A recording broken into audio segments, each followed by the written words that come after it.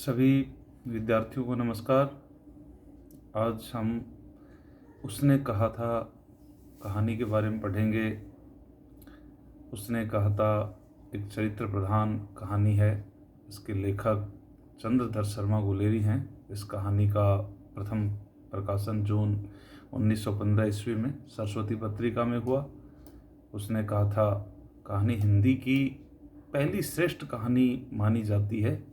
राजेंद्र यादव ने इंदुमती पर टेम्पेस्ट का प्रभाव सिद्ध करते हुए चंद्रधर शर्मा गुलेरी की उसने कहा था को हिंदी की प्रथम मौलिक और कलापूर्ण कहानी माना है। आइए इसके शीर्षक पर बात करें। उसने कहा था, किसने कहा था? सूबेदार की पत्नी ने बचपन में कहा था। किसे कहा था? लहना सिंह से कहा था। और क्या कहा था? बचपन में भी मेरी जान आपने बचाई और अब पति पुत्र की रक्षा भी आप करना। यह शीर्षक युद्ध विरोध का संकेत सूत्र है। उसने कहा था प्रेम और युद्ध का लक्ष्यार्थ है। इस कहानी के हम पात्रों की बात करें, इसमें नायक है लहना सिंह, नायिका सूबेदार की पत्नी जिसने कुल 5 संतानों को जन्म दिया था। लहना सिंह हैं राइफल्स जमादार नंबर 77। सूबेदार की पत्नी का बाल प्रेमी है। हजारा सिंह स्वयं सूबेदार हैं। बोदा सिंह सूबेदारनी व हजारा सिंह का पुत्र है। वजीरा सिंह पलटन का जवान तथा विदूषक मस्करा है। अन्य पात्रों में कीरत सिंह जिसका केवल नाम आया है कि लहना सिंह का भाई है। अंतर सिंह सूबेदारनी का मामा। अब्दुल्ला लेफ्टिनेंट साहब का खानसामा। नाम आया है केवल इन पात्रों का। पौलूराम डाक बाबू एक तुर्की है जिसमें मौलवी महासिंह एक सिपाही है। इस कहानी की कथा वस्तु की बात करें तो ये कहानी कुल 5 भागों में है। रामचंद्र शुक्ल के अनुसार इस कहानी की घटनाएं अधिक बोलती हैं और पात्र कम। इस कहानी का अंत दुखात्मक है। यदि हम बात करें प्रथम भाग की तो स्थान अमृतसर का बाजार है और भीड़ भरे बाजार में 12 वर्षीय सिख बालक और 8 वर्षीय बालिका के अचानक संयोग से इस कहानी का प्रारंभ होता है। कहानी का प्रारंभ बड़ा नाटकीय शैली में हुआ है। सूबेदार की पत्नी बचपन में मगरे में अपने मामा अंतर सिंह के यहाँ रहती थी। लहना सिंह बचपन में अपने मामा के यहाँ गुरु बाजार में रहता था।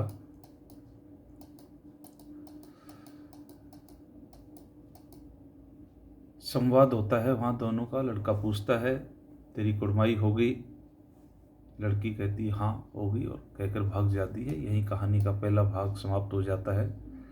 दूसरा भाग स्थान जर्मनी के विरुद्ध मोर्चा है फ्रांस में और इसमें युद्ध की विभीषिका का वर्णन तथा लहना और सूबेदार हजारा सिंह का वार्तालाप दिखाया गया है।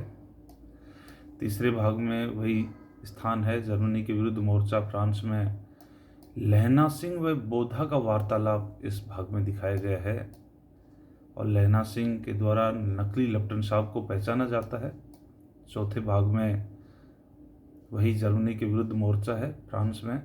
लहना सिंह द्वारा वजीरा को सूबेदार को नकली लेफ्टिनेंट की सूचना देने के लिए भेजना और लहना सिंह के द्वारा नकली लेफ्टिनेंट साहब को ढेर करना, ये चौथे भाग की घटना है।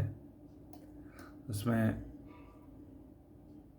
नकली लेफ्टिनेंट साहब को गोली मारने के बाद में लहना लेफ्टिनेंट को एक मौलवी का किस्सा सुनाता है तथा लेफ्टिनेंट के पिस्तौल से लहना स्वयं भी घायल हो जाता है। 70 जर्मनों का धावा होता है। धावे में 63 जर्मन व 15 सिख काम आते हैं। 5वें भाग में वही जर्मनी के विरुद्ध मोर्चा है फ्रांस में। इस दृश्य में कहानी फ्लैशबैक में चली गई है। लहना सिंह घायल सूबेदार और बोधा को उपचार के लिए भेज देता है। घायल लहना सिंह वजीरा की गोद में सिर रखे हुए है। मृत्यु के कुछ समय पहले स्मृति बहुत साफ हो जाती है। लहना सिंह को सभी घटनाएं एक एक करके याद आती हैं। लहना सिंह अचानक कहता है वजीरा पानी पिला दे। वजीरा पानी पिला दे के साथ कहानी चरम भाव पर पहुंच जाती है और वजीरा के आंसू टप टप पड़ रहे थे। कुछ दिनों बाद लोगों ने अखबारों में पढ़ा, फ्रांस और बेल्जियम 68वीं सूची, मैदान में घावों में मरा नंबर 77 सिख राइफल्स जमादार लहना सिंह। इस कहानी के संवादों की बात करें तो संवाद बड़े नाटकीय हैं।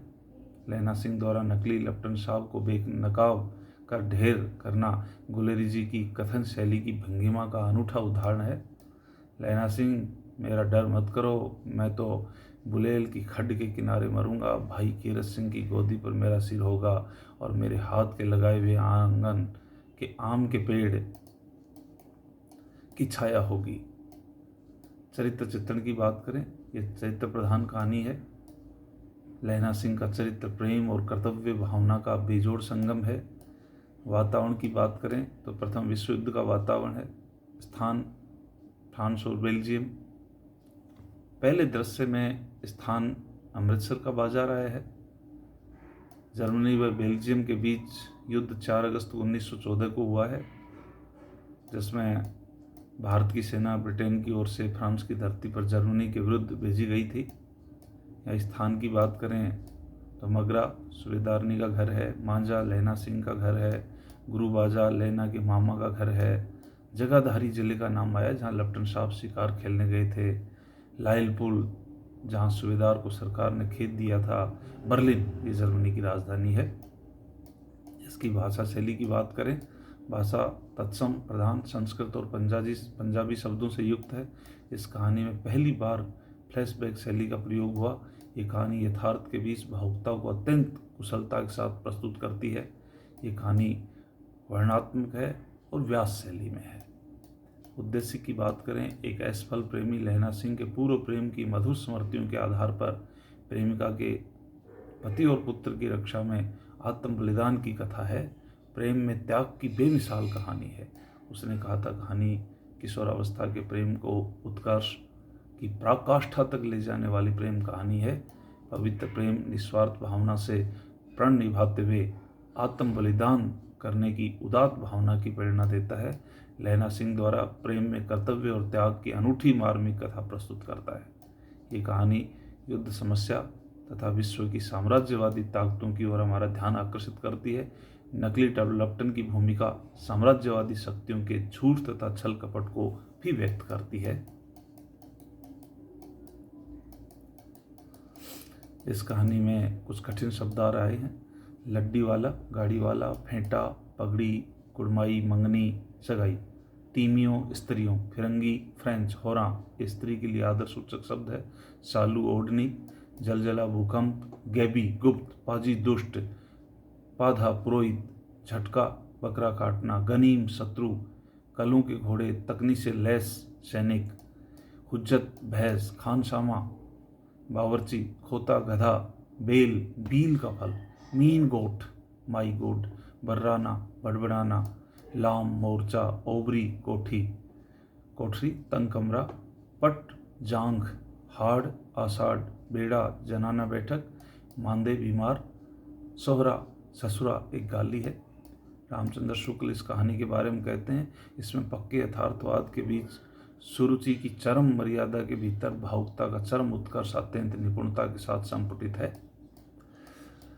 पुनः कहते हैं, सादे ढंग से केवल कुछ अत्यंत व्यंजक घटनाएं और थोड़ी बातचीत सामने लाकर क्षिप्र गति से किसी एक गंभीर संवेदना या मनोभाव से परिवेक्षित होने वाली कहानी है।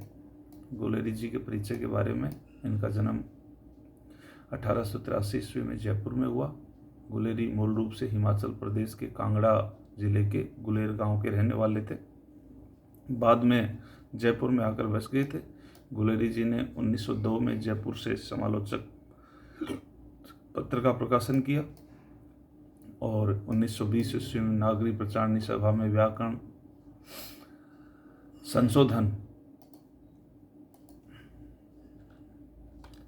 समिति के अध्यक्ष रहे। गुलेरी जी प्रगतिशील और मानवतावादी विचारधारा के पोषक थे। गुलेरी जी की कर्मस्थली जयपुर, अजमेर व काशी रही। 1900 में जयपुर नागरी मंच की स्थापना की इन्होंने और 1916 में मेयो कॉलेज के संस्कृति विभाग के अध्यक्ष बने और 39 वर्ष की आयु में इनका निधन हो गया था। इनके 3 निबंध हैं, कछुआ धर्म, बरेसी मोई कुंठाऊ और पुरानी हिंदी। ये 3 कहानियाँ हैं, सूक्ष्म जीवन, बुद्धू का कांटा और उसने कहा था, जो इनकी सर्वश्रेष्ठ कहानियों में से मानी जाती है। उसने कहा था कहानी को आप समझ पाओगे, इसी अपेक्षा और आशा के साथ।